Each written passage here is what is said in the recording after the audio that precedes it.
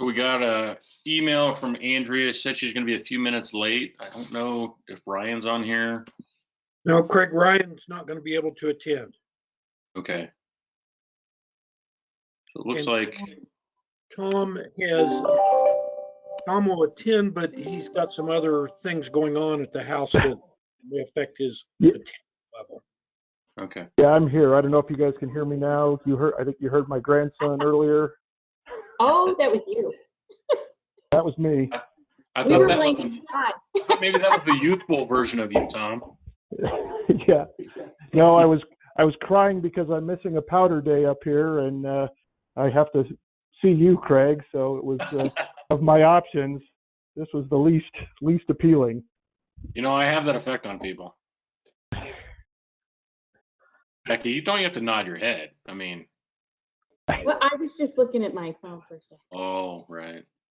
Well, since we're missing our chair and our vice chair, I don't know, Tom, if you'd mind just kicking us off and kind of getting us going so that John and his group can go through the presentation. Yeah, I think I can do that. I believe the first thing we need to do is, I think we've got enough. We've got a quorum here of folks that we need to have, and any comments or discussion on the minutes, or can we deem those approved? I've got no comment. I think they're fine. I can make a motion to approve the minute. Thanks a lot, Phil. I appreciate that. Anybody else? Second? Mark Volchev, second. Thank you. So the minutes of the last meeting are approved. And John, I guess we'll turn this over to you and look forward to your presentation. All right, thanks. Craig, do you want to say anything before we jump in to get started to sort of set the table for this? So it's sort of very much a group effort to get this across the finish line. Yeah, I think, this is in some ways the most important chapter because this is going to dictate how we use this plan or at least try to organize an approach for not only daily use, as I said in my email, but kind of ongoing checklist, check-in to make sure we're trying to address some of the things that are identified in the chapter, particularly the matrix. Those of you that are on the Planning Commission, as I said in my email, hopefully this makes it a little more user-friendly, the way we formatted the matrix. Originally, we'd looked at kind of an Excel version, but I think following kind of the existing formatting of what we have in some of the small area plans and the policy plan, I'm trying to make it make sense so that we have these broader goals, and then we kind of take the next level down to specificity and we look at objectives. What are some of the county-wide or major larger area objectives for certain areas of the county, and then drilling down even below that to specific strategies. What are some of the steps we can take to try to achieve the objectives, but also to support that overarching goal? So that's kind of how we're looking at this. I think if you've sat in the seat of a planning commission member, you can rely on those objectives and those specific strategies to evaluate land use applications. And so that's one of the goals. Obviously, that's not the only goal of this, but in terms of day-to-day use, that's going to be one of the biggest ones. So I'm pretty happy with the way the format turned out. As I said in my email, I'd really like to focus on the write-up of that chapter because most of what's in the matrix or the goals and objectives and policies and strategies really come straight out of the plan. So it's already language you've seen. We just kind of compartmentalized it into subheaders that make sense. So if we look at a certain thing, we say, the goal is, conservation and supporting sensitive areas and retaining those, keeping those free from encroachment, and then going to the objective, which might be encouraging conservation design, and then strategically, encouraging some of the large lot residential to incorporate that. That's sort of the progression of thought on each of these. So most of that language all of it you've seen. I did take some liberties in rewording some of it to make it make sense a little bit more in that context of writing it like an objective or writing it like a strategy. Most of them started with the county should.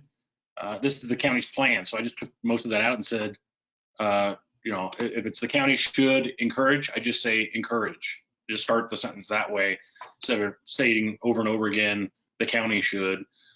Where it's a different entity or where it's working with other entities, I left that in because I think that's important to call attention to those specific areas where it's not just the county. Maybe it's somebody else, or maybe it's us working with that somebody else. But in large part, it was just cleaning it up so that it read better in the context of implementation. Any questions on that? Okay, great. Craig, I've got All a right. question, a comment here too. It seems to me that we almost need, instead of taking the county should out, we need to specify who within the county or what entity within the county needs to do those various things. Is that going to be part of this or not? In some cases, it is identified that way. Where I want to caution you from that is, for instance, like the MTCP, the Major Transportation Corridors Plan, it's steered by Department of Public Works, but our office is involved in that along with others. So it's not just unique to one department necessarily. It can a lot of times extend beyond those departments. We can look at that and see if there's a need to do that on some of these. Like I said, in a lot of those areas, it's a collective effort countywide. Mark Volchev would agree with that comment where you think it's appropriate, because anybody who is not familiar with this plan that reads it and says, oh, who do I go talk to about this issue? The vast majority of the references are the county will. I mean, even page 2, paragraph 2, El Paso County should be the primary lead for plan implementation. Okay, well, who's the person with a rose stuck on their collar that has to do it? And if I was an outsider, I go, well, who do I go to? I mean, and that's the starting point of the entire chapter, where it just says the county has the lead. Who is that? So, yeah, in other words, I think that's fair. A number of That's places. fair. We can take a stab at that and try to provide a little more context on I don't want to call it the responsible party, because I think there's a lot of parties that are responsible for it, but maybe the point of contact, so to speak, for each of these. Yeah, I think when you get into the individual action items, where appropriate, that may be easier to identify who. I think when you set the table for the chapter, because it could be the transportation folks, could be the infrastructure folks, could be the utility folks, could be the planning folks, so at the front, it is the county as an entity. Then when we get into the specific actions, there may be a particular department or area of the county that is responsible or most responsible as a point of contact. So, Yeah, well, it's a county plan, and therefore the county is responsible. That's kind of like duh. So I don't know. I would like to see more specificity in who is responsible for what. okay. Maybe the way to word that, Mark, is from the outset, just say the county as a whole is responsible for implementation of the plan, but individual roles are identified in the objectives and in the strategies, so that it directs the reader to each of those individual items, because it does affect pretty much every department and some of the elected official offices as well. Okay. Yeah, we can do that. All right, so we'll jump into this. Again, it's a very important chapter, obviously, but what used to be the matrix, but is now sort of the action items. It is all, the recommendations or what they relay is something you've all seen before multiple times, but we'll get into the other parts of the implementation chapter. And again, what this is primarily going to do is introduce you to the chapter, walk you through the organization of the chapter, hit some of the high notes, understanding you'll need to get into it more probably as individuals or discussion as a group to provide feedback on specific things you may want to see further addressed. So again, this is the final or the last chapter in the master plan. So I don't know, whoever's running the sheet or the next. All right, so again, we want to go over the draft plan implementation chapter, and then we'll go over sort of the update schedule and hearings that we've got planned over the next couple of months. And again, the implementation chapter, the components of it are broken out into these 5 pieces. It's an introduction explaining what the intent is and why the importance of the implementation chapter as a part of the master plan. The administrative side of implementing the plan over time, updating it on an ongoing basis, making sure it's current, what that looks like in terms of implementing this over time incrementally, not project or action specific, but as a whole, implementing the plan as a whole. Then we get into land development regulations with a lot of specificity, and this is meant to serve as a more delineated guide to the Plan Commission, the Board of County Commissioners, planning staff, and the development community, that when a proposed development, proposed use, proposed variance, proposed special use, proposed plan development, any one of these land use entitlement applications or requests becomes before anybody in the county, whatever the appropriate party or body is, they have guidance as to how to use the master plan to help evaluate the development or land use proposal to help inform the decision-making and vetting process for those applications. And so there's a decent amount in this section specifically about that. We then get into funding sources. This is something that can be updated from time to time on a regular basis by county staff as funding mechanisms change. But what we have done is gone through all of the available funding mechanisms available to El Paso County. Some are local, some are state, some are federal, some are other, that are eligible for the county to pursue to secure funding to see some of these action items accomplished. And we can't guarantee the county will get funding for all these, but we try to point the county in the right direction and say this is the funding you ought to be pursuing for these actions. It's a critical piece. And then last is what we're calling the action matrix. Before it was sort of in a table format, and as Craig just outlined, we put it into more of a narrative format, and Craig spent a lot of time reworking the wording so that it would stand on its own and not need the context of the chapter in which the recommendation was pulled from, but as reworded to provide context when it's read in the implementation chapter. So these are the 5 different pieces of the implementation chapter. So the first one goes into the importance of the implementation chapter. You can go to the next slide. This really gets into why it's important, and adoption of the master plan is the first step. The key thing, though, is the importance of implementing this over time over the next 10 to 20 years. The administration section goes into how to regularly use and update the plan, how it's used, who's using it, how to update it on a regular basis, what those review cycles should look like, and how frequently the plan ought to be reviewed and updated. We then talk about sort of develop and maintaining partnerships, understanding this is the county's responsibility. We just talked about this, and implementing the plan over time, but understanding the county cannot do everything by itself. The county cannot pay for everything by itself.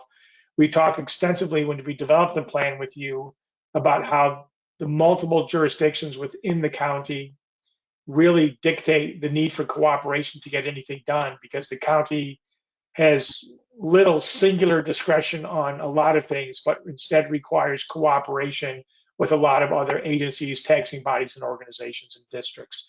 So those partnerships, maintaining them and developing them in the future, are essential to implementing the plan successfully from the county's perspective. We talk about the importance of maintaining public communication going forward as a key part of sort of full transparency and making sure the county stakeholders, residents, businesses, investors, developers, and others are aware of the implementation of the plan over time and maintaining and establishing that public communication going forward throughout. And then updating the plan on a regular basis. It's essential that the plan be reviewed from time to time to make sure it continues to reflect current market conditions, current priorities. It's not a static document. This is not zoning. We understand that things can happen over time that will change the trajectory of the county, and the plan has to be evaluated when those major things happen to make sure the policies are still in place, the priorities are still what they are, and if there needs to be a recalibration of the actions of the implementation to derive at what the priorities or the goals and objectives are. So it has to be updated fairly regularly and monitored on a regular basis. The next thing that I talked about was sort of the land development regulations. And Craig can jump in here as he wants to as well. But one of the key things we wanted to do here was to ensure that the master plan was being used. And one of the most important ways it can be used, and in fact, implementation over time to be seen, is that the master plan be used to help guide land use and development decision making. And I said this before, if a rezoning request comes in from a developer or a landowner, the master plan should help guide that discussion and ultimate determination. If someone comes in for a special use, a rezoning, a planned development, a rezoning to a district, a variance, a subdivision, preliminary, a subdivision final plat, all of these times or instances when an applicant comes in for some sort of land use approval or land use proposal, the master plan should be used by the Planning Commission and by the Board of County Commissioners and by county staff to help guide the evaluation and decision-making process for those requests for land use related components. And this goes for things that we're calling one-off land uses. If someone were to come in for a large use that we didn't anticipate, well, maybe it's an asphalt operation, maybe it's a new mining facility, maybe it's a new use, a large-scale utility use that no one saw coming, 5 years from now. These are things that it's impossible for the plan to forecast and predict everything we're likely to see come at us over the next 20 years. There are going to be developments proposed we don't anticipate. There are going to be uses that are proposed that may be contrary to the recommendations of the plan. This does not at all mean that they are not desirable. They may very well be desirable. More so, they may even be needed and essential things that emerge over time. And the plan has to be used to evaluate the appropriateness of where and what those things are as they are proposed. And even if it may be, let's say, inconsistent with the place type, maybe it's addressing several other plan objectives, recommendations, and meeting several other plan goals, but it may deviate a little bit from the place type. And there has to be an evaluation mechanism to say, listen, here's 14 different criteria we're evaluating this against the plan. While it's missing on 2, it's hitting on the other 12. And the fact that it's supporting these other 12 is reason for us to say, hey, maybe this is okay if it doesn't meet these 2. So we have to make sure that we use the plan to evaluate proposals that are consistent with zoning and consistent with the plan. That's easier. And we have a checklist for those. But it also has to be used to evaluate things that may be inconsistent with zoning or inconsistent with planning, but still used to evaluate those procedures as well. And we've tried to lay that out in the proposed text to very clearly point out how this can and should be done. And I'm trying to think, what's the next slide that we've got if we get into this in more detail, if I just need to talk more about it? We get into some more. That's what I thought. So go ahead. So the one-off uses and development regulations, we want to make sure that the plan is flexible. And I talked a little bit more about what some of these one-off uses are and what factors have to be considered. So if there's a use proposed that we didn't anticipate, will it impact negatively other uses in the area? Will it negatively impact adjacent place types or neighborhoods? Does the infrastructure exist to support the proposed use or development?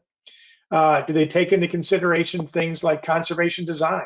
Or could they do a better job of accommodating the same use, but in a different design to be more sensitive to the natural environment? So we want to make sure that the plan is used to evaluate all these components, even if some of the components are inconsistent, and to make sure the plan is effective, not only for what we anticipate, but is an effective tool for decision making for those things we did not anticipate or could not have known about in advance.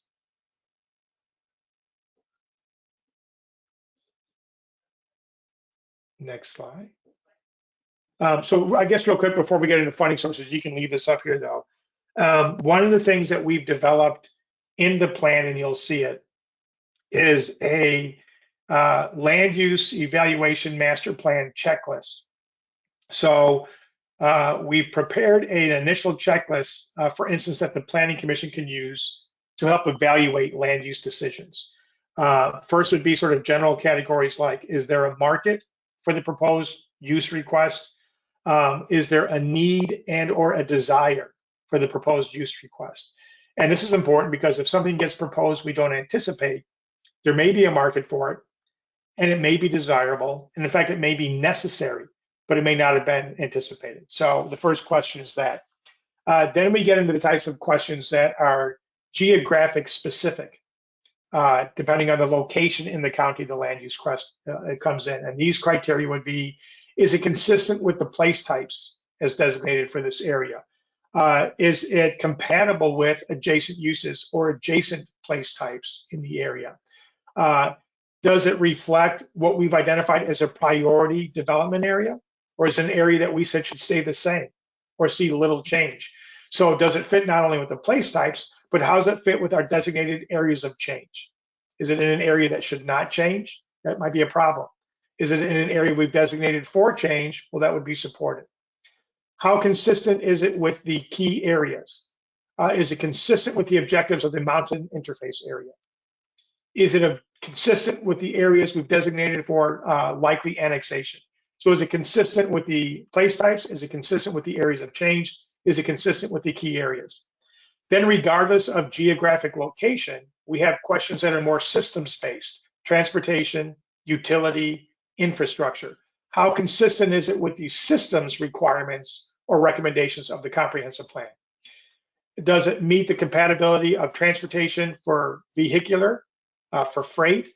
Does it provide the active transportation, the bicycle and pedestrian mobility and connectivity the plan is referring to? So we have evaluation metrics for that. So those are non-geographic specific. The next thing is the design of the proposed land use, or the land use impact, let's say, on conservation design. So regardless of place type, regardless of proposed use, regardless of location within the county in which something is proposed, do they include and incorporate design best practices for conservation design?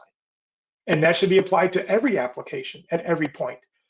The other thing that we make a point to is that the application of applicability to the master plan will vary depending on what is being proposed.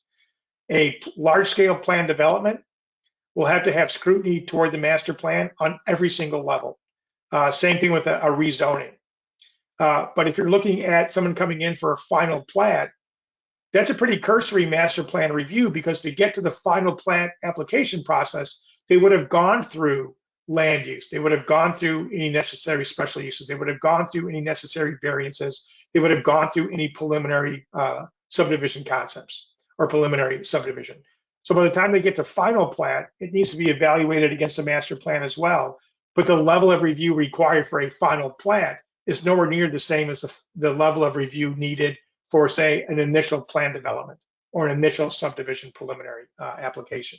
So we identify how the plan needs to be used specifically for all the different types of things someone will be asking approval for. And that's the value of the master plan over time, to incrementally and consistently apply it to all applications, regardless of where, what, scale, size, intensity, or what type of relief or approval they are asking for. There is an appropriate level of plan review and application for each one of those that has to be consistent over the next 10 to 20 years. And we frame all that out in this part of the chapter. It's one of the key pieces. And then the funding sources, again, goes into John, real quick, before we move on, I think Doug has a question. Yeah. So I'm curious, are we taking comments on this today, or is this mainly you presenting it to us and then we'll have a different opportunity for comments? No, we, again, Craig can chime in here. I would imagine we would take comments for sure. I just want to sort of get it all out there before we do, but yeah. Yeah, we want comments. I think Yeah. John is going to do an overview, and then we can open it up to discussion and hopefully bring up the document and talk through it, Doug. Right. Fair enough. Yeah, I just want to sort of get it out there. So the next piece is the funding sources. And again, the way most funding sources are established at the local, state, and federal level is for a category of projects. These are traffic congestion mitigation practices, or this is environmental related, or this is pedestrian mobility and transit related funding. But most funding sources sort of pertain to a certain bucket of projects.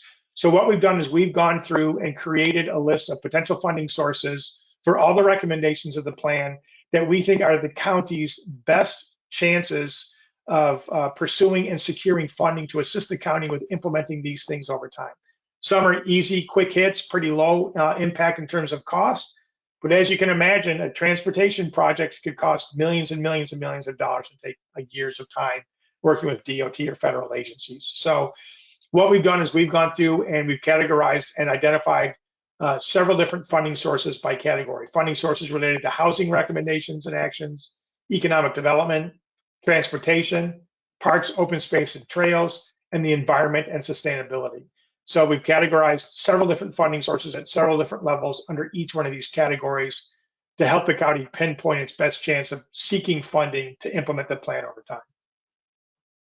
And this is something that will have to be updated by staff over the next 10 to 20 years as new funding mechanisms come online and as existing ones maybe get modified or removed.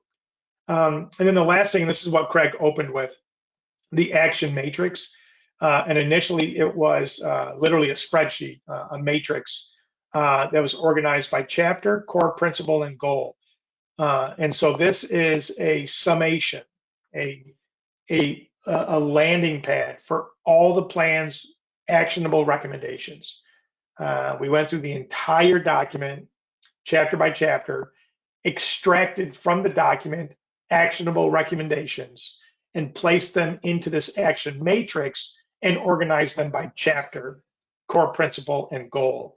So the plan provides the context, the recommendations, the graphics, the existing conditions in the county, the principles at play, the concepts, and embedded in that narrative to set the table for all that are those actions. And what we've done is we've pulled all those actions out, put them in one place so they're more easily referenced and monitored over time. And this is the piece that that Craig did a lot of rewording and wordsmithing on over the last week, working with us and his staff. So the components of the action matrix are the objectives, the strategies, the priorities, the time frame, and then what a key thing I think is the page number referring back to the plan document. So if someone's looking at the implementation matrix and they see a recommendation pertaining to transportation and pedestrian mobility, and they want to read a little bit more about what we're trying to accomplish or national best practices or the policy, they can look at the page number, take that action, go back into the document and read more about that issue from a holistic perspective. But these are the 5 components of the action matrix. It's a very, very detailed hit list of all the actionable items in the plan.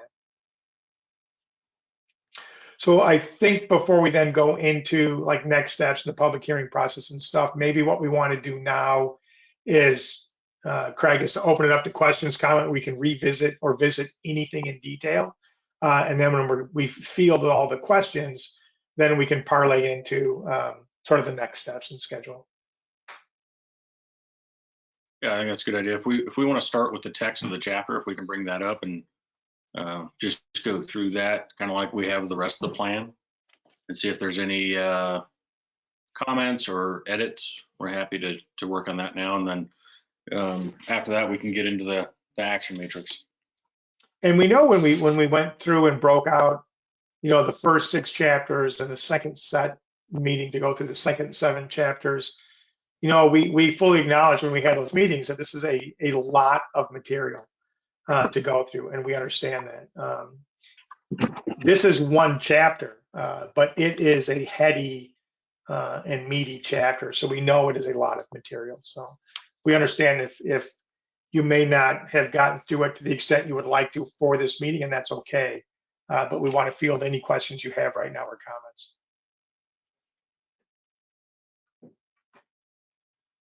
Mark has a question on, well, you want me to just throw something out there, or you want to go through? How do you want to do that? I think, If you have something, Mark, let's just go straight to wherever Okay. you have a comment. Yeah. Page 3, where you show the 8 bullets. That's 1, 2, 3, 4, 5. Let's see. Is that page 3? No, I think a little bit further on. Sorry, I probably didn't. Those. Okay, those were chosen for all good reasons. Some of them are really, really specific, like the shooting range and billboards. And I'm wondering, with the changes that occur somewhat regularly and those things that are out of our control. And I'm thinking, and keep in mind, I'm on the Colorado Springs Airport Advisory Commission, so you're going to hear a lot about that, plus my military background.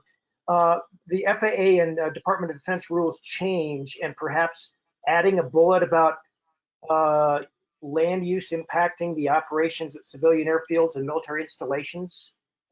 Is that appropriate to fit in there? And I think that kind of comes out later on, but because we've highlighted those 8, it kind of puts a context around airport and military. And I'm not going to fall over on my sword on that at all. It just I don't, I guess, Craig can chime in obviously whenever he wants. I don't have a problem with that. I think some of the ones we wanted to put up there were some of the ones that maybe had a level of unpredictability. And I think if we're talking about land use around airports, one, I think it's covered in a lot of other places in the plan with great specificity, but it's also a predicted area. Those are things that we know the plan will have to have applicability for. These are things that could pop up in areas we simply don't anticipate. They're large areas. There's no advanced planning or warning for them because they're not established. So I don't have a problem putting what you just said, including that specific text. I don't have a problem with that. What we were trying to identify here is things that may pop up that we don't anticipate. In locations we didn't anticipate. But that doesn't, Mark two, these are really topics that are addressed in the land development code. If you read the prefacing language, these are things that are in the code that maybe need to be revisited. What's in the code specific to airports is the overlay zoning for Colorado Springs Airport. We're working with Meadow Lake on potentially crafting the same thing with them, but it's not a change to the code that would be done through this. It's actually something that they have to initiate with the county. So I don't know what the change in the code would be for airports necessarily. I think certainly identifying that and the compatibility issues with airports. I think John's correct. It's been discussed quite a bit throughout the plan, and we're actively working with Meadow Lake in a different capacity as well. So it's not, to me, that wouldn't make this list because it's not a code change that's needed. It's more of how we look at land use through the plan when those applications come in. And I think we've addressed that pretty well throughout the plan. But if there's areas that you'd like for us to bolster that a little bit, I'd be happy to do that. Okay, I'm not hard over at all, and it does come out later on. I didn't know how the stage was set with these particular items. I'm good. This is kind of a list of things that are, quite frankly, problematic at times that come in, and it's hard to react to them from a master planning standpoint because they can't be anticipated necessarily in terms of where they're going to go. So taking what we're doing in the master plan and maybe informing the regulations a little bit more on each of these sort of unpredictable land uses. Those are things that I think that's what we're trying to target here with these bullets. Okay. Hey, Good. Craig, this is Doug. I understand what you're saying there. How do landscaping standards for new development fit into that? Because that's pretty well specified. Are you anticipating more xeriscape or changing landscape standards? What's your thought there? We actually have an RFP out right now, Doug, to rewrite our landscape code in Chapter 6. And the reason why is because right now the way it's worded is it applies universally across the county, whether you're on central water, a well permit, or if you have no water. And to the same extent, if you're at the top of Pikes Peak or if you're at the Pueblo County line, they apply universally. So we're actually in the process of kicking that off because it doesn't work. You can't say this set of landscape standards applies across the board because it's just not feasible.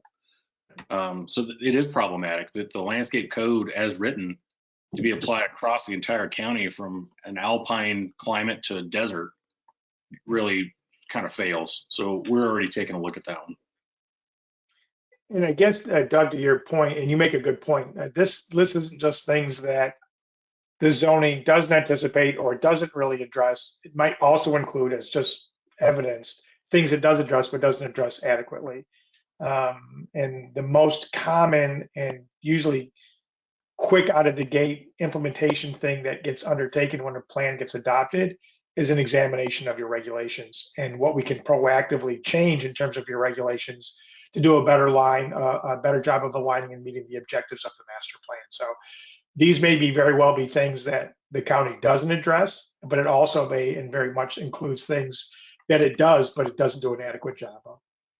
And to answer your question, Doug, one of the things we are going to be focusing on is more of xeriscape landscape allowances. Right now, if you want to do that, you have to get a alternative landscape plan approved by me. So it's like the exception rather than the norm. And that seems like a poor posture when you're thinking about that. That is also an implementation measure of the water master plan and is specifically identified as an implementation measure of this plan later on.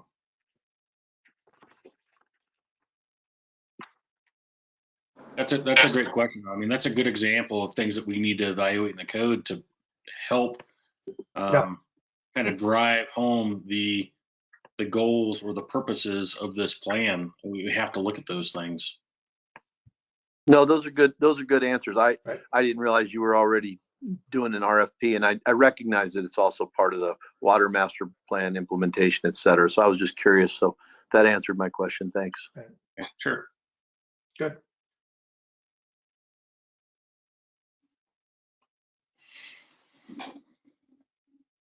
Mark Volchef, did you have other items on the chapter? Yeah. My English isn't, I majored in graduation. So on that same page, 1, 2, 3, 4, 5, 6, line 9, applicability revised relative. I think it's supposed to be reviewed. Okay, I had to look up revised to see what that was, and it still didn't make any sense to me. So whatever that's supposed to be, it could be revised, but it's a strange definition. I saw that one too. I think it's supposed to be reviewed. That's a review. Yeah. Okay, great. I don't have anything else until we get into the action matrix itself with the land use items. Okay. I've got some topics to discuss on factors to be considered.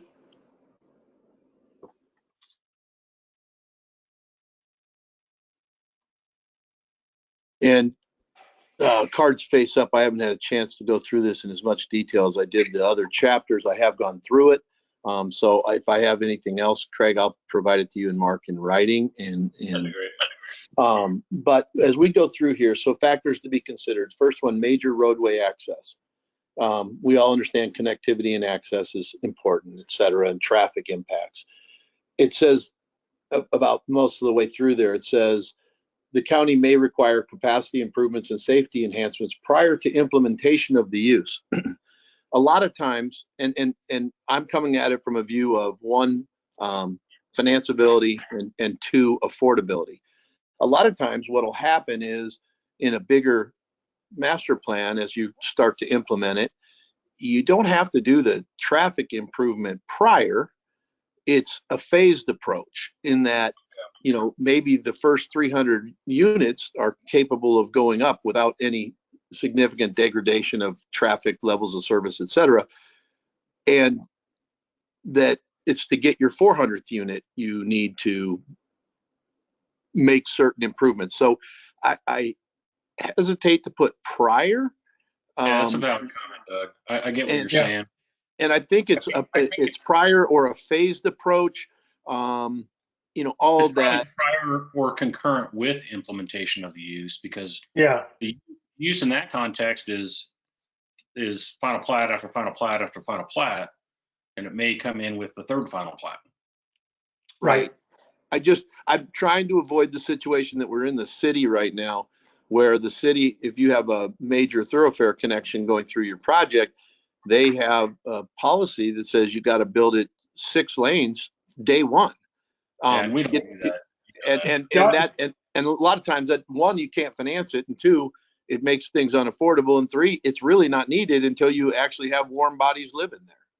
I think you could eliminate. What I would like this to say, Doug, I think I'd like for this to say is reach agreement on those capacity improvements and safety enhancements, and implement it as appropriate as the use is implemented, something like that. No, Yeah, right. That's where I was going. Thank you. Yeah, that's a good catch. Great comment. Yeah. I would expect that from the developer. Well, as I've said before, this is self-defense.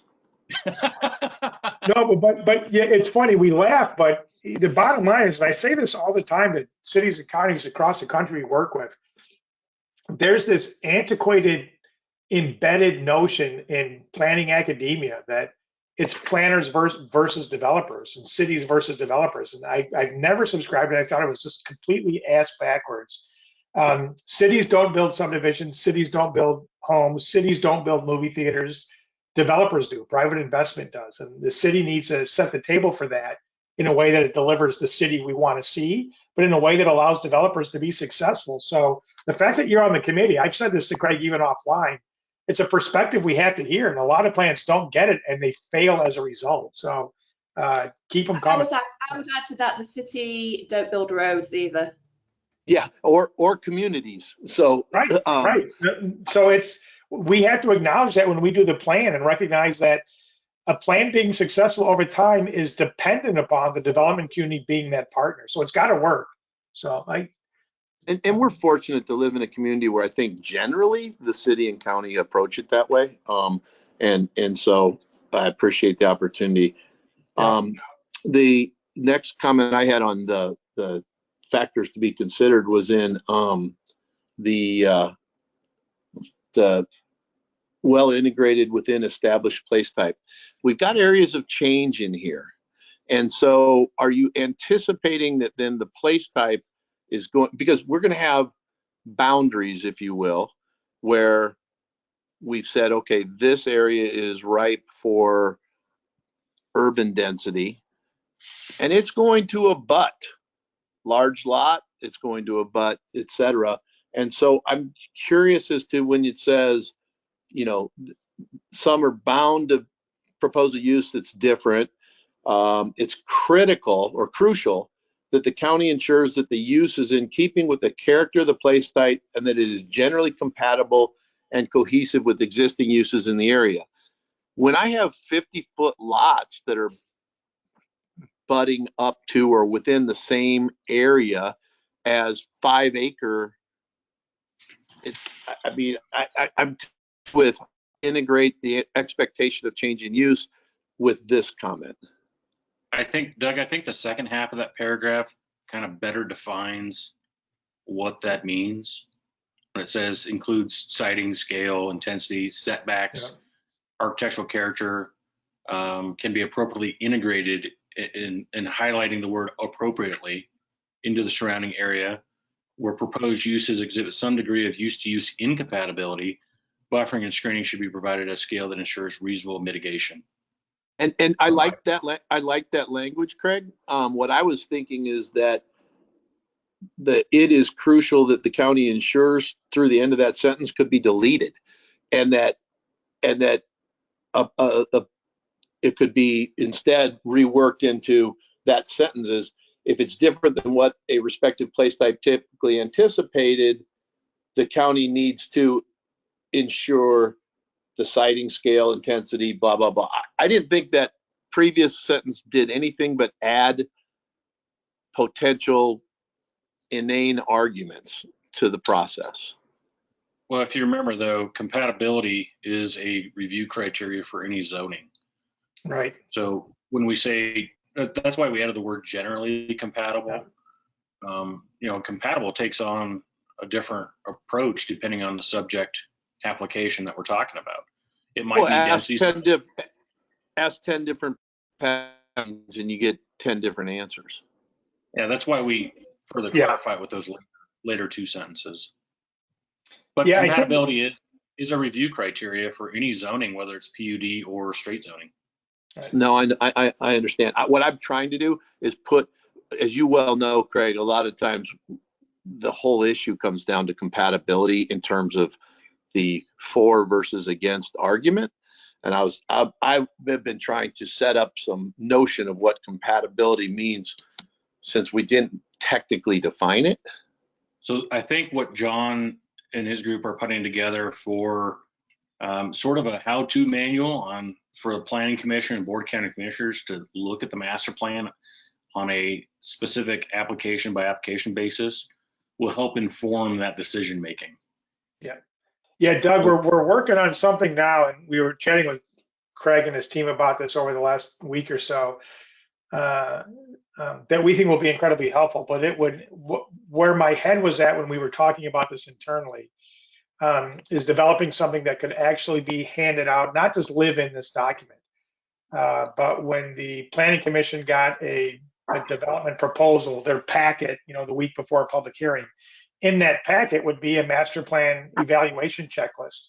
And it would be a guide the plan commission could use to help them navigate a proposal. And it would be the same form, the same literally document they would be getting for every application, every packet. It would be it would help them with findings of fact.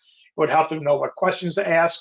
Developers would then know in advance with fair certainty what the planning commission would be looking for in terms of how they would use the master plan to evaluate a proposal. But it would provide some of the clarity when it comes to interpretation of things like compatibility. It's impossible to get rid of all of that discussion as to what is or isn't compatible based on a person's perspective. But we want to try to provide a little more guidance to eliminate some of the conversation that is intentionally problematic and not helpful. If you have a suggested word change on that, Doug, I mean, I particularly like those last two sentences because I think it better defines what we're really getting at. Right. You have a word change, wordsmithing on I guess it's really the first sentence. I'd be happy to listen to it. Well, I don't at this point, but let me think about it. I wanted to get some context for some of these, Right. and hear where you guys were coming from. My last one on this is the connectivity to adjacent place types. Two questions. One, are you no longer going to approve in the county? Are you going to require all roads to be paved? And we don't do communities that don't have paved roads. So it's not, I'm just saying, I know that that's a standard that the county accepts right now. This kind of implies that it wouldn't in the future. And then secondly, the dead end road comment, sometimes what I don't want is that to end up being an argument against cul-de-sacs or something. Yeah. And that's really further vetted through the specific place types in terms of what the expectation is. That's in the, what do we call that? The infrastructure and what are those called, John, within each place type? I don't have that in front of me. I don't either. They're the transportation and infrastructure. Yeah. Connectivity. Yeah, kind of the overview of what we expect in those areas. And in most instances, Doug, because of what ends up happening with county roads and increased background traffic, in most cases, new roads are going to be paved because they're serving a bigger area in most cases. There are exceptions, but I think the expectation is with new growth is probably going to come paved roads, but for a few minor exceptions. Yeah, the 35-acre ranchettes and stuff like that. Maybe preventing, maybe the word, Doug, preventing could be minimizing. Right. I think that might be, it clearly implies what we're trying to do. I think that might be a better thing. And I think in all of these, and this is a note to Sean, I thought I had done this and we didn't, is wherever it says variances, it ought to be like land use applications or land use considerations, because these aren't just for variances. Well, and that was what I wondered about as well, because it does say approved use variances. Yeah, so these, wherever it says zoning variance or use variance, it should just say that all approve use-related requests or proposed uses. This is not, when the first crack at this, Doug, so you know, we were writing some specific stuff in here for variances. And then after discussing things with Craig, it became very clear that this wasn't just about variances, it was about plan developments and subdivisions and all sorts of land use related requests. So, and we corrected all of that, but it looks like for these bullets, variances is still in here, so we need to change that. Yeah. And Yeah. So again, go ahead, Doug. well, I was just going to say that from our standpoint, and I know that you know, in the planner world, you know, gridded streets that connect everywhere, et cetera, is kind of the thing. But interestingly enough, when we have urban style development, whether it's in the city or the county, the first lots that are sold are those lots that are on a cul-de-sac for obvious reasons. And so I wanted to make sure dead end roads weren't an end around being used, wouldn't be used as an end around saying cul-de-sacs are inappropriate, because the marketplace still demands them. Yeah, and I don't see that accurate. anywhere. Where's that wording at, Doug? It's middle of where it says connectivity to adjacent flow sites, is there? Yeah. I think it's really preventing dead end. It's non-local roads. So that'd be collector and arterial based roads. That's what I assumed it was driving at. I just wanted to make sure. We can clarify that. We can put in there, you know, arterial or collector roads, you know, preventing dead end arterial or collector roads. But you're right, when you get into, especially when you're trying to accommodate larger lots, rural settings, conservation design, there are times when the road network has to follow contours and systems that will not allow you to have fully connected grid neighborhoods or something, obviously. Yeah. Yeah, there's going to be natural. Yeah. Go ahead, Andrea. On that score, I think the pedestrian access, pedestrian connectivity aspect is challenging in some parts of the county where the road cross section in rural areas doesn't include a sidewalk. And Right. we've had some projects which are urban density development where internally we're providing urban roads with sidewalks, but then they're connecting to existing rural roads which don't have sidewalks. And then there's criticism, well, you can't provide pedestrian connectivity. Well, we are within our development, but we're connecting to streets that actually don't have sidewalks. So that's a Right. challenge as well. Right. Yeah, and those are evaluated on a case by case basis.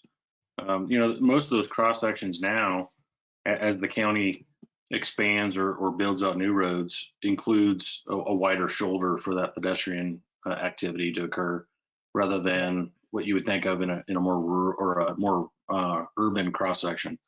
One of the things, Doug, going back up to compatibility and cohesive, when I look up the word cohesive, and I did this when we were evaluating this language, the word cohesive, part of the definition includes tending to unify, harmonize, or be consistent.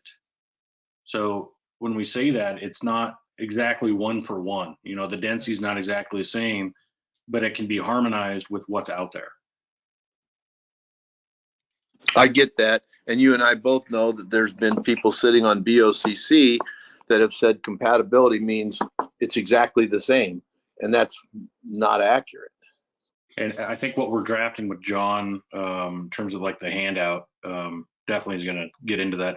But that's why we use the word generally. And I think we even talk about it in here somewhere else where we talk about what compatibility means. Right. We're trying to, hard, right? Because compatibility it's based on the proposal, and it's based on where the proposal's for, the area. Right. Compatibility takes on a different look. Yeah, that's why it's hard to come up with a definitive checklist. And by definitive, I mean, you know, tick yes, tick no, either it does or it doesn't. There are some things, and you know this, Doug, because of the range of different development types you've even worked with. The applicability of some of these things, sometimes they apply, sometimes they absolutely do not. We just want to make sure that it's addressed. And in addressing it may very well be like, you know, this standard, it says generally apply where appropriate. As you can see, you know, ladies and gentlemen of the commission, it's just not applicable for this development. But it makes sure that it is addressed because it is something that other developments have to address. So we make sure that the list of criteria is established, but we're trying to provided a guidance to how it's applied to try to avoid sort of conversations that are meant just to derail as opposed to result in good development. And we know that, yeah. I get that, John, and I won't belabor it anymore. For me, I'm just looking at it and going, as with everything, it's going to come down to the reasonableness of the application of this criteria. And you know, that will always be, there will always be an opportunity to be an obstructionist if you want to be an obstructionist, or too laissez-faire if you want to be too laissez-faire. So yeah. I get the challenge in the drafting of it. I really do. What I like about this, Doug, is it starts with is in keeping with the character of the place type. So it's a character approach first, and then compatibility and cohesiveness second.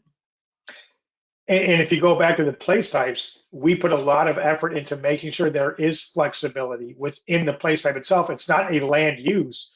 Within each place type, there are several different types of land uses that can coexist. So we're hoping we provide the flexibility in there to help developers do more creative development and get things done more smoothly and better. That's what the system we're trying to put into place anyway. I also like that the actual header of that paragraph is well integrated within established place type as sort of the priority of the entire paragraph. John, we need to make sure that wherever we say variance that we reword that, because there are a few of them in here. Yeah, that's what I was saying to Sean. I thought I caught those, but this section clearly not. So we'll just do a universal search to make sure. And I corrected almost all those, but it looks like these bullets did not get hit. So. Hey, Doug, did you have anything else on this document before we move on to the next person? No, not in this section. Thanks. Okay, thanks, Doug. Anybody else have comments on chapter 14 before we move into the action matrix? I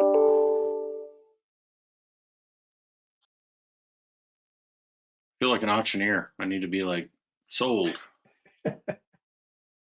Hearing none, moving forward. All right. Well, if you get more time to work through it, and something does come up, please send those to Mark and I, and we can try to work those into the document as well.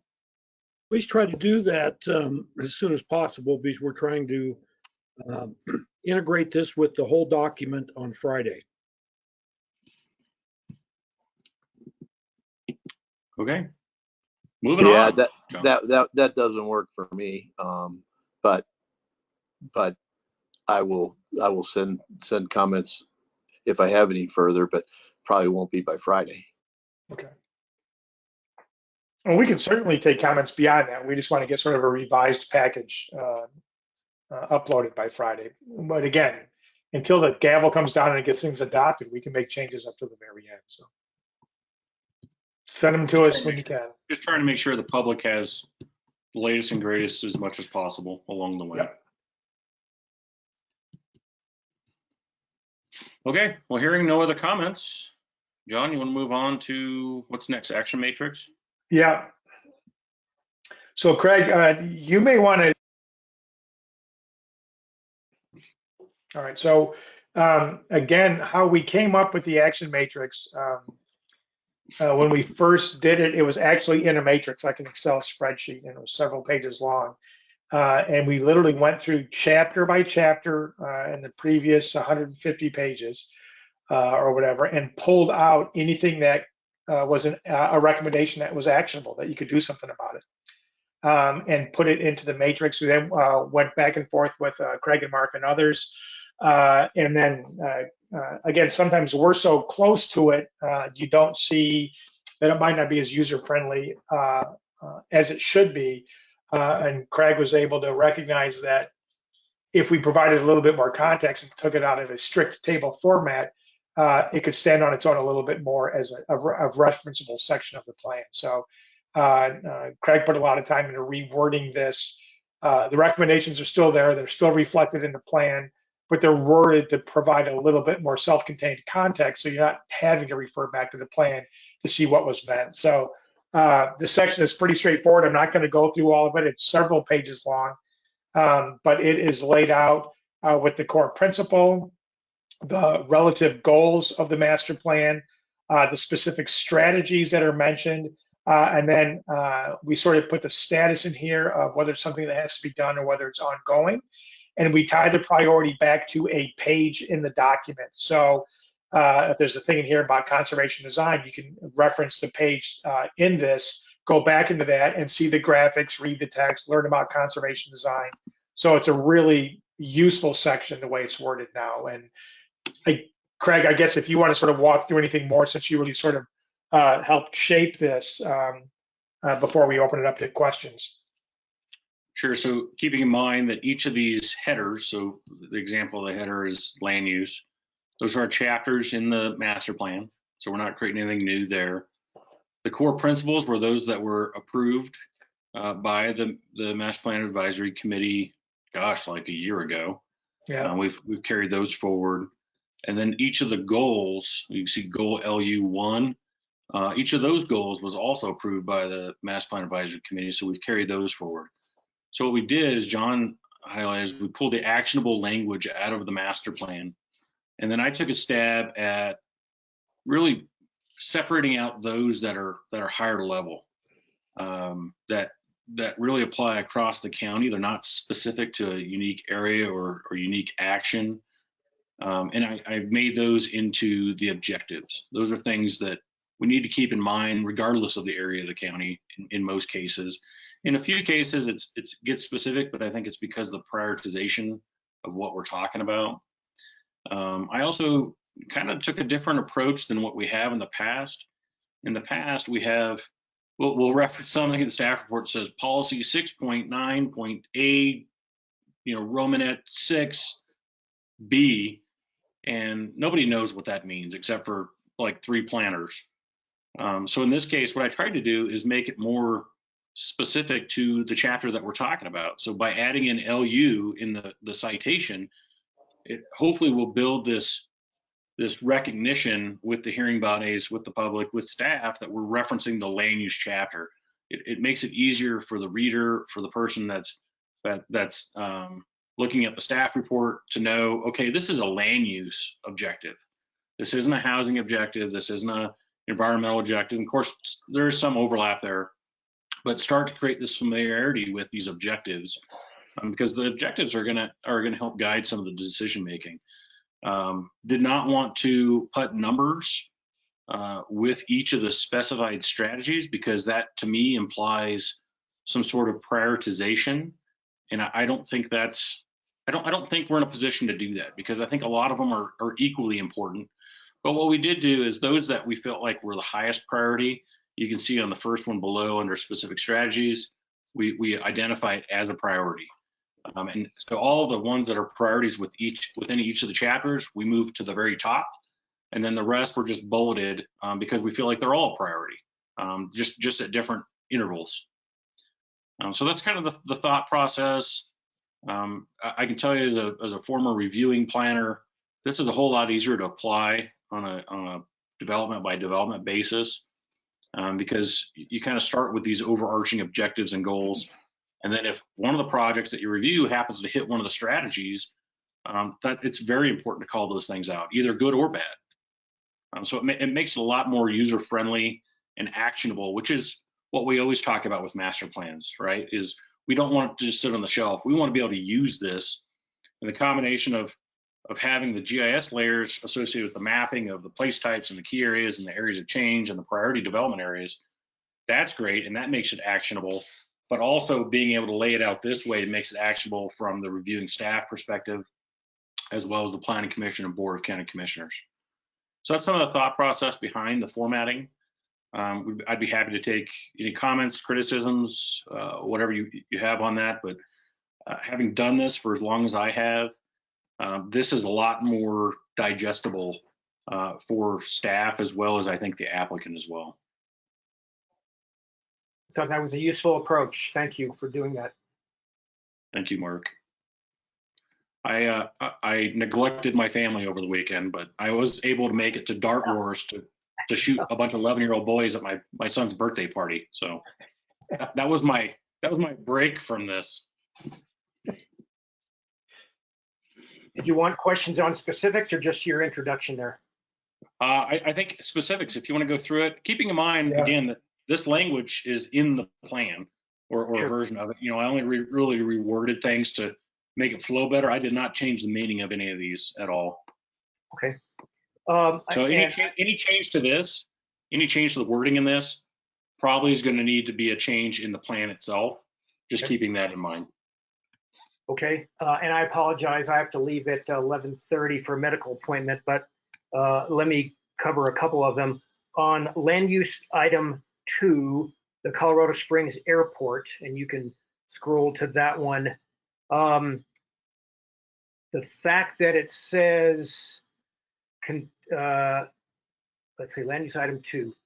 This actually, in my mind, is because I'm on the airport advisory commission, it's actually a current ongoing effort for the long term. And so when you get into the priorities where I see long term or where I see ongoing or whatever, and the fact that it says continue, I think rather than long term, it's actually an ongoing. I mean, that's my Completely agree. Yeah, Completely I would agree. agree. Yeah, I think you're right, Mark. And it's current. It's what we're doing right now. Right. Yeah. On bullet 4, they're at the bottom of the screen of what I can see. The Peterson Air Force, oh, that's another one. I think it's Peterson Air Force Base is the real name of any reference to Peterson, as opposed to Peterson Field or Peterson Airfield. But maybe airfield is not a title-oriented word. But the Peterson Air Force Airfield flight line is actually the Colorado Springs Airport flight area. I think Peterson actually rents it for like $1 a year, leases it, or something like that. I don't know if that's a distinction to be made. It's just an accuracy thing more than anything. So one of the things that we talked about with them was interference between Peterson and Schriever. All right. So calling it out separately, I think, is entirely appropriate because I think it does need its individual credence. But we can definitely change the name to Peterson Air Force Base because I think it's not just the airfield, the flight operations. I think it's bigger than that. Yep. Okay. We can change that in the document too if that's what it says in the master plan. That's been changed in the plan, in the chapter text itself. It just didn't get carried over into this matrix. So we do need to update it. Great. Land use item 3-1, where it starts by saying development should adhere first. Development should adhere first. That seems pretty strong and focused. And I'm wondering if a better way to say that is development should be guided. Development should be guided first to the allowable land uses. It is. What if we said consistent with the allowable land uses? Does that work? Yes. Yeah. And what that sort of gets into a zoning discussion at a Right. level. Right. And what I was thinking of is the airport in Cimarron Hills and how that whole thing is kind of zone residential. But when you get into the rules and what you can put in APZ 1, APZ 2, et cetera, that those colors can't be on the maps actually the way they are, because you're not going to. That was why we changed the map to show that as an employment area instead of residential subdivision residential, because we want the place type to kind of guide that, not zoning itself. Right. Okay, got it. Thank you. Land use item 4-1, 4-2, 4-3. They don't read to me like they are actionable goals. I guess now that I reread land use 4-1, foster collaboration. Okay, that's an action. But 2 and 3, the regional center place type includes whatever. I mean, there's nothing to do. And same thing for 3, employment centers comprise land so there's nothing to do. You know what So I it's mean? a regional center place type should include large scale shopping center. We need an action Yeah. word, I think, in both 2 and 3. Employment center should comprise land for industrial blah, blah, blah. Yeah. Agreed. Yeah, or And you even read- putting the Yeah, ing word first, including large scale shopping centers that house a variety of commercial businesses, should be a component of regional center place types. Blah, blah. So yeah, that's a wordsmithing thing. That's a good catch. Yeah, I just read objective and what am I trying to accomplish? What's the action to get there? So minor, but Great comment. That's good. We'll take all of those. Fine. Yeah. 2 more, and sorry, then I'll pass the buck here to somebody else. And this is just a typo on page 9. There's a reference to Schriever Air Force Base, and Air Force is all crammed into one word. But like I said, it's just a typo. So you'll catch that one. And then on ED 4-3, the objective is to ED 4- the objective is to recognize. That's the action. Recognize that proximity to Peter. Well, recognize it. I don't think that's strong enough to describe the action that needs to take place, because, okay, I recognize it, but is that what we really want to accomplish? Just the fact that a planner is recognizing something. Okay, I recognized it, not going to do anything about it. Yeah, it could be support or encourage or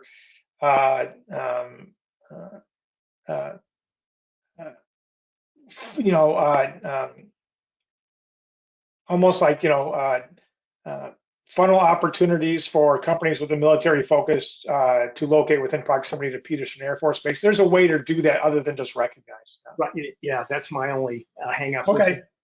All right, that's good. That's good. Okay. That's all I've got.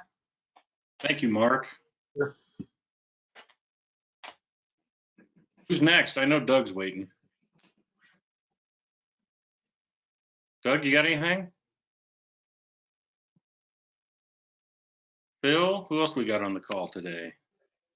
Becky? This is Tom. I got a few things if nobody else does. Let's go for it.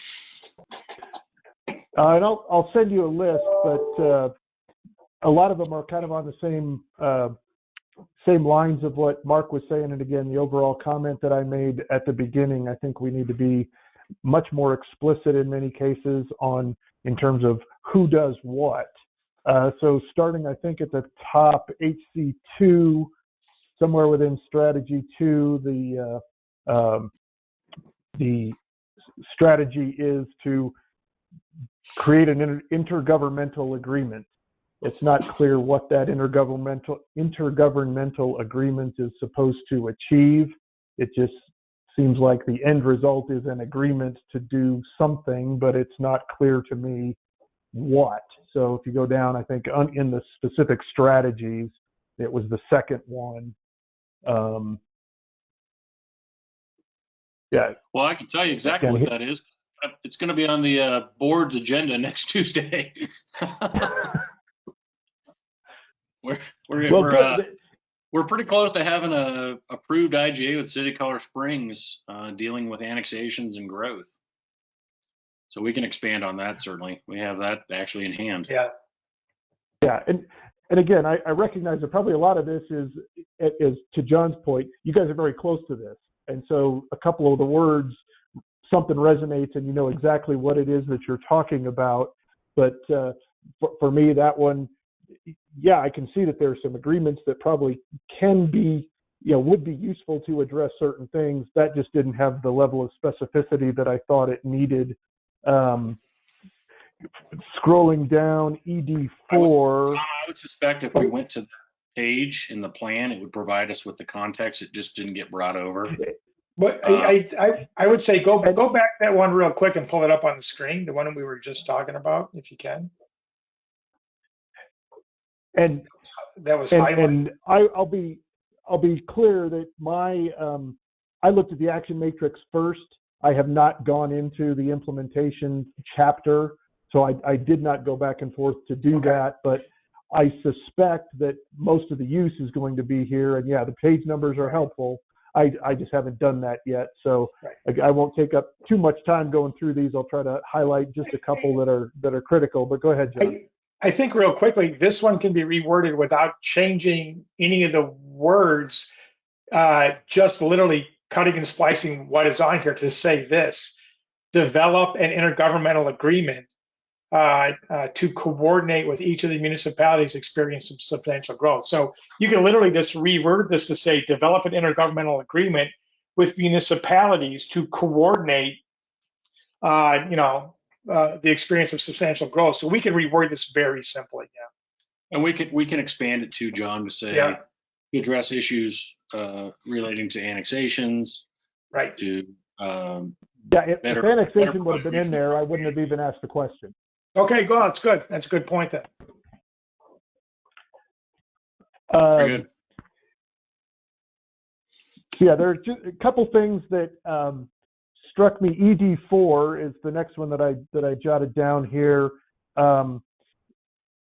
Many of the objectives seemed almost to be a wish list for a better, for lack of a better term, without any real or without a practical way to make it happen. So work to better serve and support people from disadvantaged groups in their efforts to start a company and improve the county's overall economy. Again, who does that? I don't think there's any question that we don't support that, but is the county going to do that? Who within the county is going to do that? What's the cost to the taxpayers? Those kinds of questions spring to mind when I read that specific strategy. I think it's down a little bit lower than what I see on the screen, but no, I don't know that we can solve it right now, but I just wanted to kind of identify some of these things. And again, if I went to page 73, I might see a little bit more about who's doing that and how it's happening.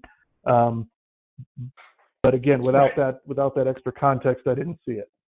Yeah.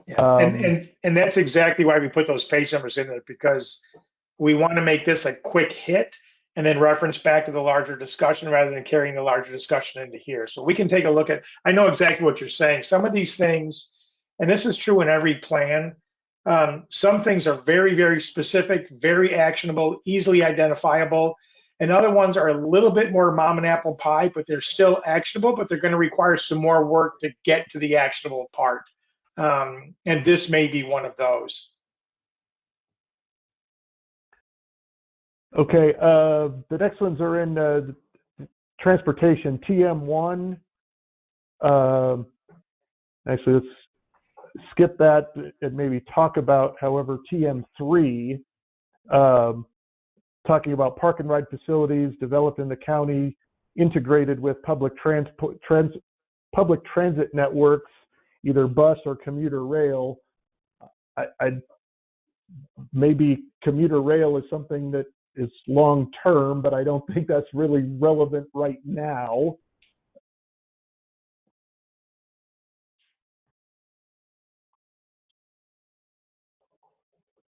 Yeah, that would be addressing the potential and the potential need long term. Yeah, so to say it's ongoing, I mean, almost suggests that there are currently plans for commuter rail. Maybe there are. I'm not aware of them, but that's okay. Just wanted to highlight that. The other one, that's an interesting one, Tom, because that one's almost more opportunistic as it presents itself. That's a tough one. I don't know if it's ongoing or if it's sort of as it arises, which is not really dictated by the county. There's some commuter rail studies that we participate in right now from a study. Yeah, front range rails ramping back up again. We'll talk about that. Fair enough. That was interesting. Fair enough. Just something to highlight. I think that two strategies below that. And I think Becky might agree that can we beef up the part about coordinate with Mountain Metro Transit to ensure that the routes are going in the right place? It seems like we've identified and talked about this problem a number of times, but could we be maybe more forceful in trying to figure out that how the transit networks that we have satisfy the needs that we have today, and even maybe before we worry about some light rail, that if we can't even make the buses go the places they need to go, is commuter rail going to do that? I think that's all in this section. Then I had in CFI 1, explore possible planning solutions to shorten response times. Again, I think I know what response times you're talking about, but a couple words there might just help, especially if you're translating these action matrix into something that later on, not in this case, but other places where a planning commission or board of county commissioners might use it as a guideline for addressing some things. Yeah, the context here, Tom, is emergency services. We can add that in. Yeah. Again, I'm pretty sure I know what it is, but it's just not as clear as I think it could be. That's an easy change. The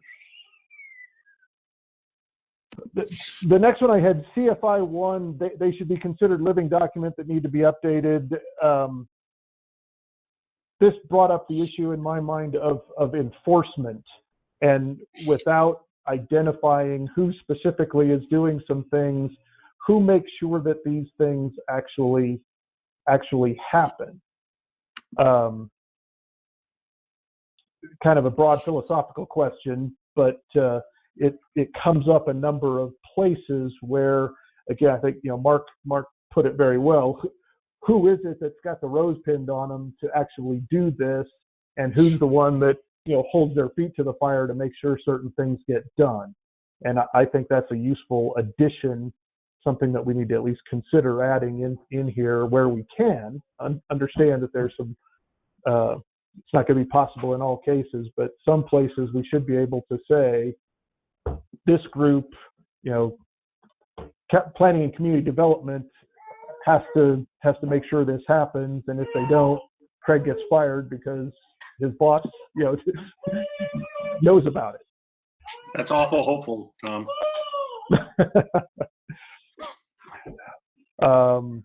I think that's a good comment. It's tougher with the schools, as you know. We have a lot less.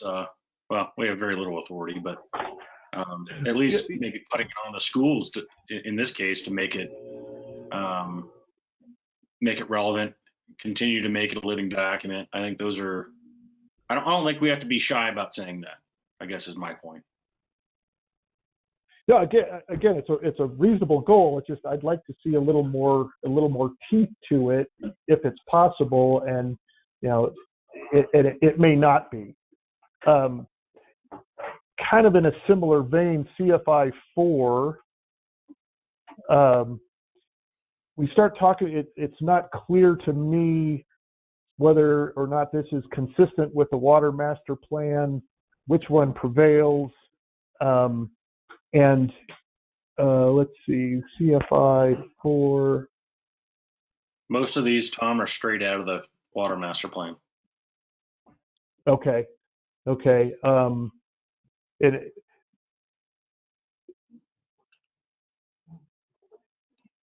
So again, that's that addresses the question, and maybe identify that somewhere in the goal, or in accordance with the water master plan, do these things. So it's clear that we've taken it straight from there, and there is no conflict between the water master plan and this master plan.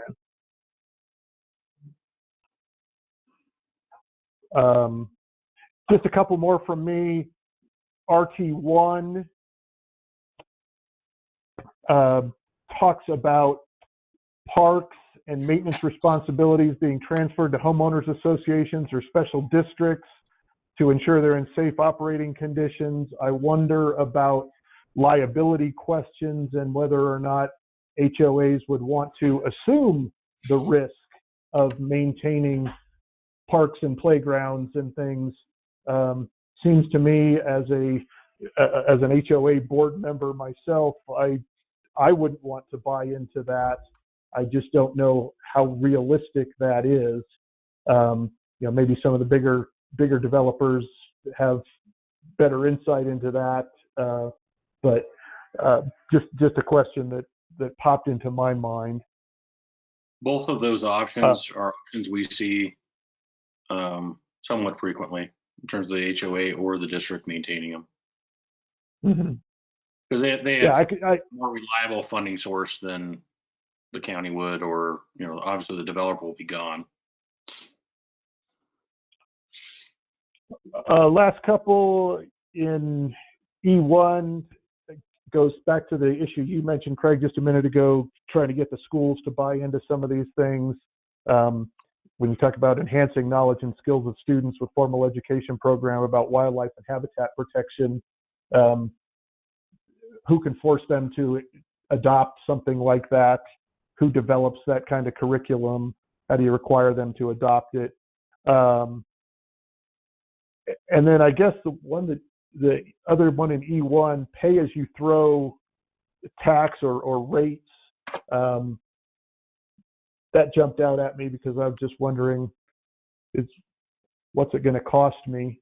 Not being familiar with that term, very selfishly, as I said, wondered what's the cost to the citizens for this.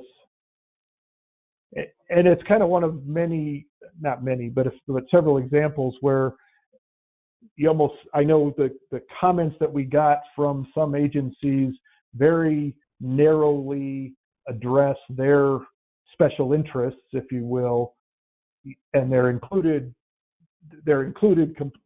completely. We integrated those comments without necessarily providing any context to them, and just because one guy said this, it's almost as it's put on the same par as making sure that we don't encroach on the airport or something. So I just wanted to highlight a couple of those things so we can look at them and be sure that we're not putting too much emphasis on one very narrow group's pet project or something. And I'll shut up now. And on those topics on solid waste, I spoke to the county solid waste department yesterday, and they're okay with the wording that occurs here.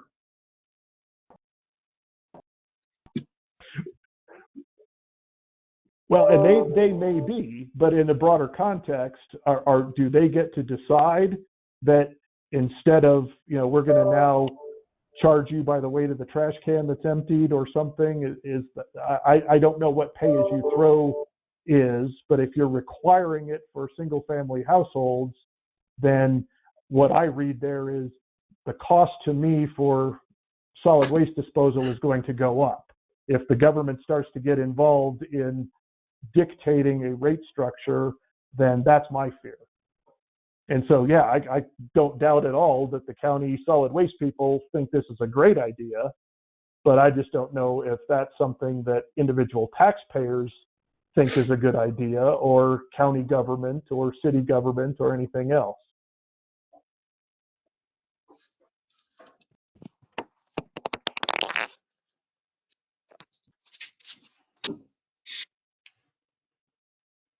So I guess, Tom, on these bulleted items for solid waste, would you prefer to see a different wording in sort of the prefacing language? Consider the following in order to improve solid waste management, or explore or evaluate the following? So I guess the general, this is one of those areas where, again, you got very detailed, very specific input from somebody, and it's included here. And so the level of detail dealing with solid waste, it seems disproportionate to many of the other recommendations in the document for which you did not get such detailed input, right? So it just stands out because there's so much here, and maybe there's no need to include all of the sub bullets. It could be just, consider alternatives or regulation or whatever it is. Consider implementing steps to improve solid waste management. That's enough. It doesn't need every one of those sub bullets to be put on par with something higher up. That I agree with that. Does that make sense? Fairly, yeah. Because you're really, in some ways, you might be stepping in it too in the future because there may be other options. And you're limiting yourself by saying you're only going to consider these. And maybe I think we can restructure this to maybe hit on at a higher level some of the concepts without being overly specific.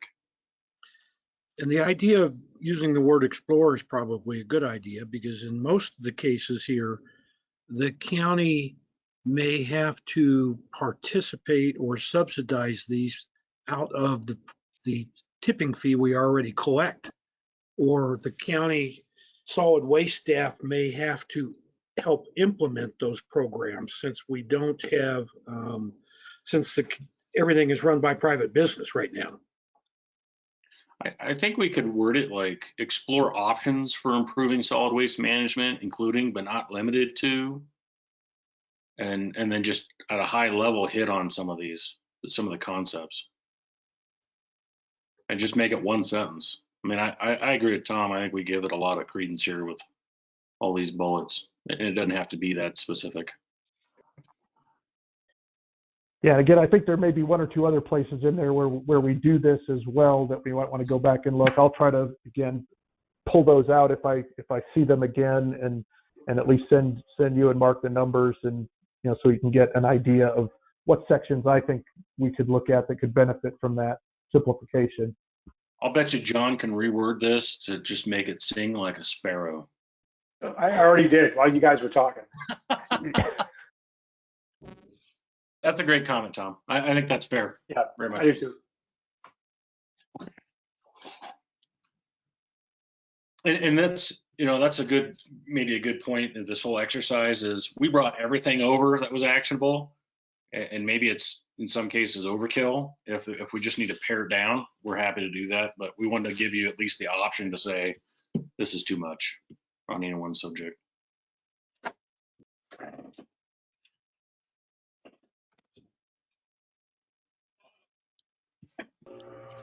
Anybody else? Tom, was that it for you?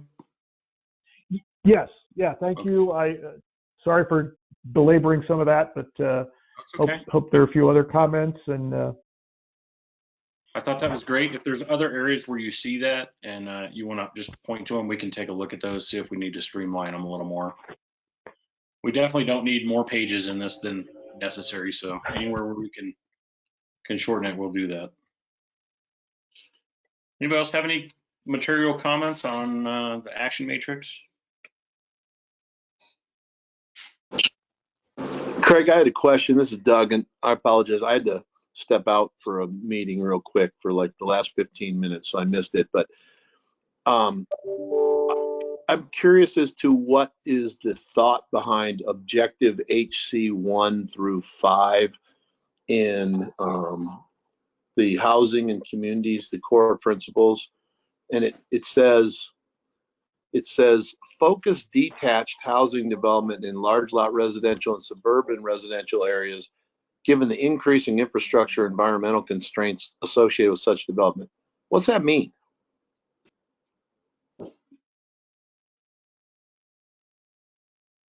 See if we can get here.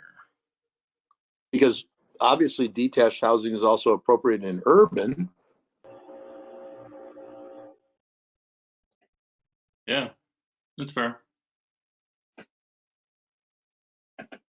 I think it's, the undertone of this section is housing affordability and maybe more affordable means attached, but it shouldn't preclude detached in the urban area either. Cause I know there are some products out there that are all but attached that are still detached.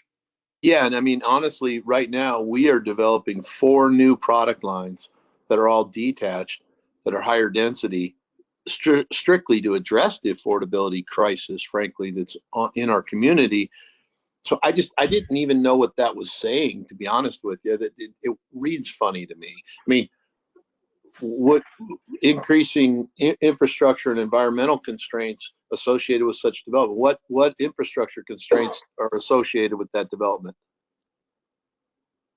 I think it's really more central water and sewer, but that all the more reason to include urban residential. Yeah, I guess I'm questioning the given here, given the increasing infrastructure and environmental constraints. I'm not sure that they're increasing. I mean, I'm not sure what the givens are. It's probably more to take advantage of existing infrastructure. Exactly. And to minimize environmental impacts. Yep, that's kind of where I was, but that's why I wanted to ask the question, what was the intention behind it? I think we need to find that in the plan, John, and see the context of that. But I mean, there are single family detached housing products that work really well in the urban context. One thing I would add in context of the HC16 is at the end there you say that they can act as a transition between low intensity and high intensity neighborhoods. I would change that to development, because it can be commercial development it acts as a transition to as well, rather than neighborhoods per se. Neighborhoods implies to me residential. I think it would to a lot of people. Actually, Andrea, what I'd probably do is add on to that, because yeah, it should be a transition between low and high, but then also a transition between detached or lower density single family and non-residential development. Yeah. I agree with that. I think there should be some reference to non-residential in there. So. We'll have to go back to the plan and look at that too, John. And I think you're muted last time you tried to talk, John. How's that? Is that better? Yeah, that's better. Okay. Yeah, those are good suggestions. You're right. And transition between residential and non-residential is a key part of that. So that's a good catch.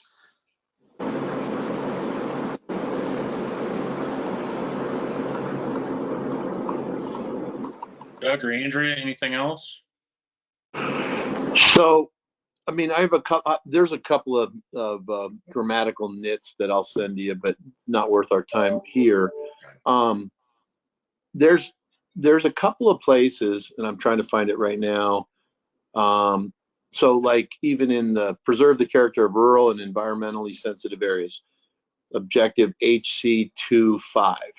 All future development proposals should incur the strictest review to ensure they will not negatively impact the natural, environmental, or economic functions of the mountain interface place type.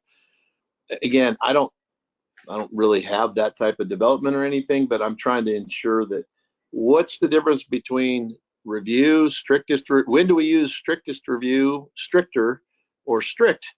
That to me seems kind of ad lib, and it's used a couple of times where it's like, are you saying that means this is more important than other things? Because arguably any development impacts the environmental, right? And obviously then you have stormwater, and so you're required to do all kinds of detention, etc. But it's still, you could argue that it's environmental. I'm not sure what it means when it says should incur the strictest review. And isn't it always just a balancing act? I think, Doug, that it was probably a word chosen to emphasize the importance of the environmental review, only because it came out time and time again from everybody we spoke with, that the environment was the most important thing, or the natural environment and features. It may be an unnecessary adjective in this use. We could just say all future development proposals should incur review to ensure they are not negatively impacting. It's not essential. I think it's probably a word choice meant to emphasize the importance of the natural environment to reflect what we heard from residents. But And I get that. I get that, John. It's just yeah, that then those are the types of things that people jump on that word and say, well, this has an impact. Well, everything has some level of natural, environmental, or economic functional impact. yeah, and the fact that you have the word ensure, you probably don't need the word strictness, because if we say we incur review to ensure that it is not negatively impacted, then you can zero in on the word ensure. So it may be a word that's not necessary. Well, and the ensure word as well. I mean, do we ensure? Is that the role? Is to ensure that there's no negative impact, or is it that any impacts are appropriately balanced, offset, whatever? I mean, again, I'm looking at this from, well, how's this going to be interpreted 2 years from now in conjunction with development review? And I realize this one's only talking about mountain interface, but it does talk elsewhere in these same types of things. So I think a rewording of this would probably be all future development proposals in the mountain interface place type should be reviewed to help ensure that they will not negatively impact, and then the rest of that. Yeah. We don't want, here's the balance, Doug, to your point. We don't want regulatory language or absolute language, but we want it to clearly communicate why it's important or the fact that it is a priority. But we don't want to make it language that somebody can zero in as an absolute. And so I hear what you're saying. Well, and using the phrase strictest implies that somehow we're not applying the regulations as written in other areas other than the mountain interface area. That certainly is not the implication we want.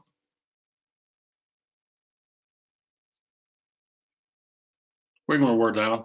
Good catch. Yeah. I don't care for that word either.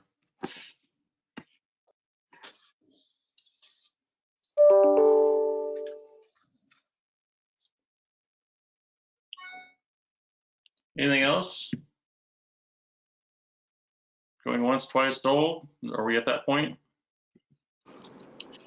Yeah, I need to go through the matrix in a little more detail, and then I will get comments as quick as I can. But I mean, those were some of the big ones that jumped out at me. Okay, great. Good. Anybody else on the call?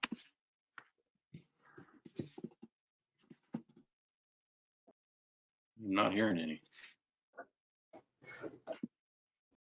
John, do you feel like you have what you need to tweak this for public consumption? Yeah, absolutely. And again, it's all the comments are going to tighten this up and make it better. So thanks for going through it. We know it's a lot, but yeah, we should. And Craig has noted that even though we're trying to list or provide this document out to the public for review with the time frame of April 9th, after that time frame, there's full public review clear to the Planning Commission, and there's the ability through the Planning Commission hearing process to make adjustments or changes to the plan. Including between the two hearings that the Planning Commission is required to have.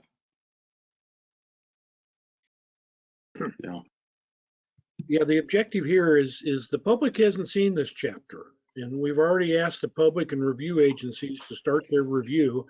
And so now we would be alerting them that there's additional information now for the master plan, and please review this additional information.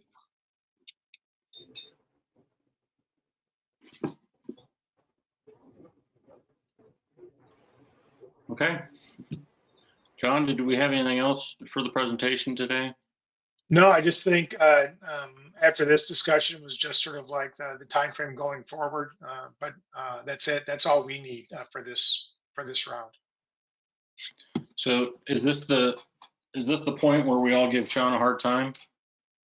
Yeah, sure. Well, as opposed to what? No, just so the steering committee knows, Sean, last day with our firm is Friday. So he'll be going on to work with an outfit called AECOM, probably one of the biggest firms in the world. They do a lot of different things, and Sean will be working in their, I think, real estate and land economics division as a senior analyst. So, so Sean is a short timer, will only be with us for a few more days. So, So given that, I'm going to start working on my curled mustache just to help supplement where possible. so we don't feel shorted. Good. Somebody's got to pick up the slack. All right. Well, if there's nothing else, Andrea, I don't recall. I think we had any comments by the public usually on our agenda. I don't.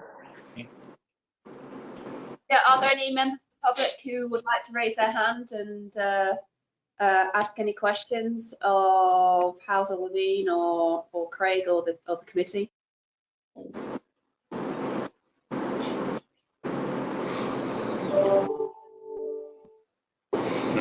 don't know if Tracy's monitoring that. Tracy?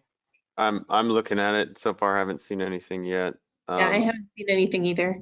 Yeah, it looks like we have 2 people on that are members of the public. Everyone else that's attending appears to be county staff. So I've not we have received any emails either, so nothing from my side.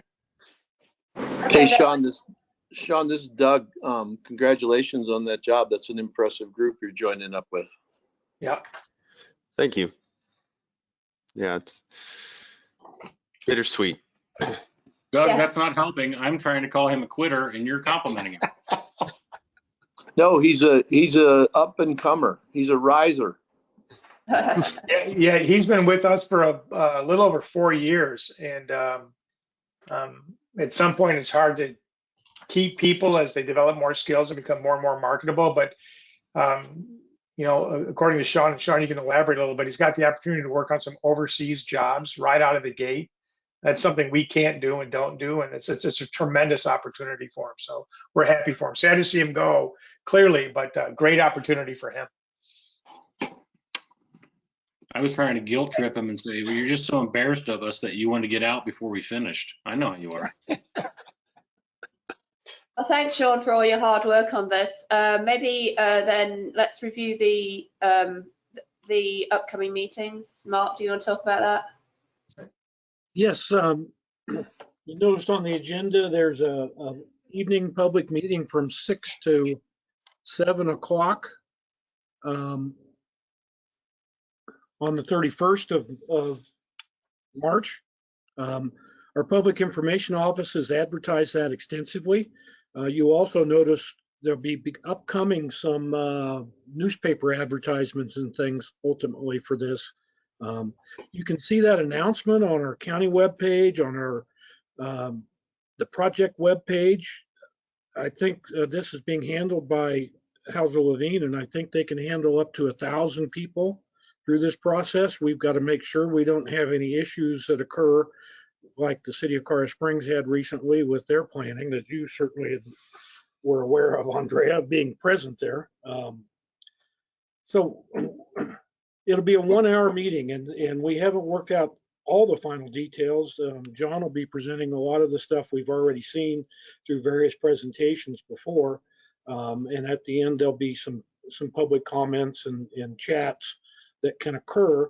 What we're trying to steer everybody towards is to provide input, public input through the master plan website, and review the documents that are there, and fill out the form that says, here's our comments. Or in this other cases, some people have commented directly to Craig and I for various aspects of the plan that will ultimately tabulate as a part of the public review process. So and also, Mark, in addition, Mark, to the hard copy advertisement, it's on social media, the county's Facebook page. It's on Nextdoor. So we're trying to reach a broad audience as we can.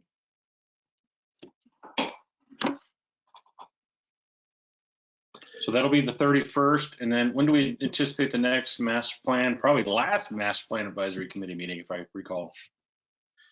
On April 14th, the schedule that we've set up was we would have agency review and public review ending the 9th of April. We would convert those topics ultimately into essentially a matrix for the advisory committee to review on April 14th. That then becomes potentially the final review for the advisory committee that resulted in a final draft going to the planning commission in May.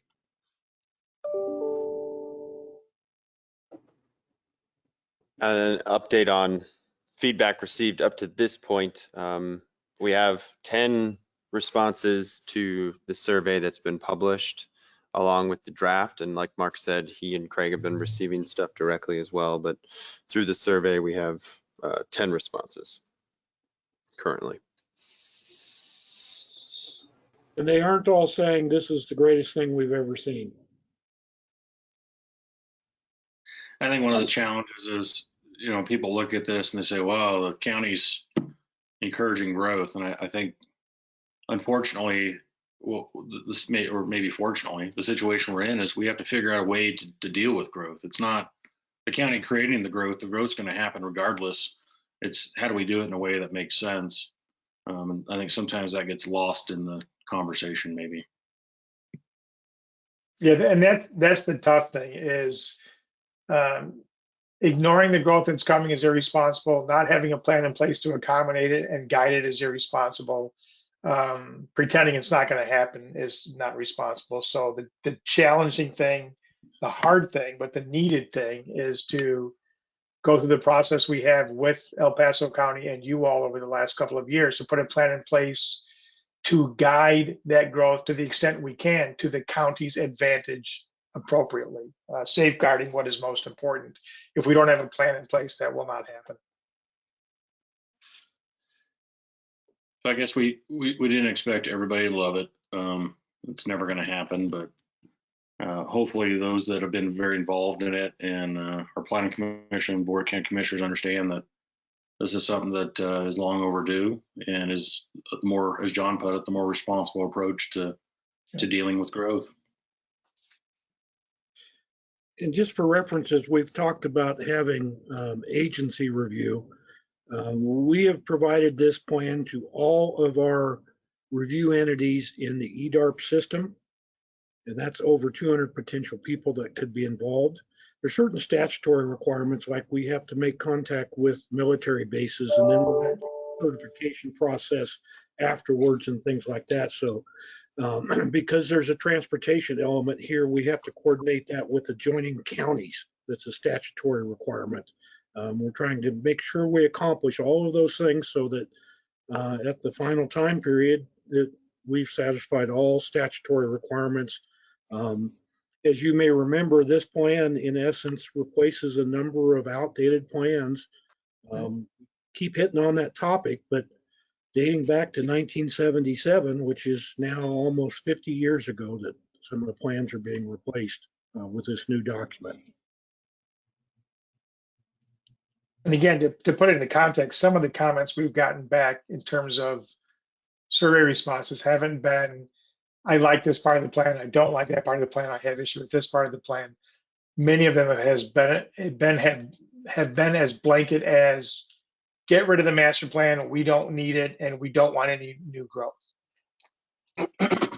That may be an accurate reflection of what someone thinks. Don't take that away from them, but that's not actionable intel for us to do what we need to do. So that's some of the feedback we've gotten from a handful of people. And I'd like to say that the city of Fountain is tracking, has been on track since day one, and that no problems, concerns on the city's side as far as ad. Thank you, Phil. That's great to hear. Yeah, thanks, Phil. Yeah, right. We like our friends down south. Yeah, we just get ignored a lot, but you know, hey, the county's getting better. The county's getting better. We have that new health facility that I've been fighting for the last 8 to 10 years. That's going to be opening up down here soon. But you know what? We're grateful and thankful. And in order for this to work, you know what? We need each other. Yep, that's right. Well, Phil, if I can get through this IGA with the city of Colorado Springs, I'll be at your doorstep. Quicker than you can think. Hey, check this out. Next 5 to 10 years, this is going to be the best place to live in the county. Yep. Well, I'll be down there working the same IGA with you all before you know it. So Oh, okay, okay. I think Well, hey, I think there's a really great opportunity there. well, you know what? That's how it is when you're making all the money. So I look forward to seeing you when you get here. All right. Well, if we're done, Mark, any other updates in terms of scheduling? Sounds like we got really through May with the hearings. Anything else And- for the benefit of the group? Well, the advisory committee should have gotten an announcement from Housel Levine about the meeting on the 14th to accept and be a panelist going from there. Hopefully we're on schedule. I mean, COVID really took a hit in this process, and we're trying to come back and put her back on target.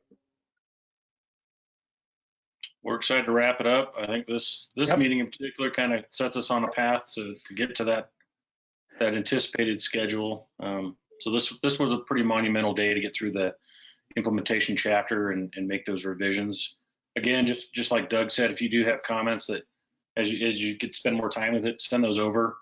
We'll make sure we incorporate those into the chapter before we release to the public. But I think this is a big, as I said, this is a big chapter in terms of actually using the plan. This is the most important chapter. Right. Glad to get through it. Okay, Andrea, I think that's probably it. Yep, thank you everybody, and we will call it a day, and until the next meeting. If you can make it to the public meeting, please do. All right. Thanks, everybody. Appreciate it. Thanks, Bye. everybody. Good luck, Bye. Sean. Thank you. Have a good one, y'all. Yeah.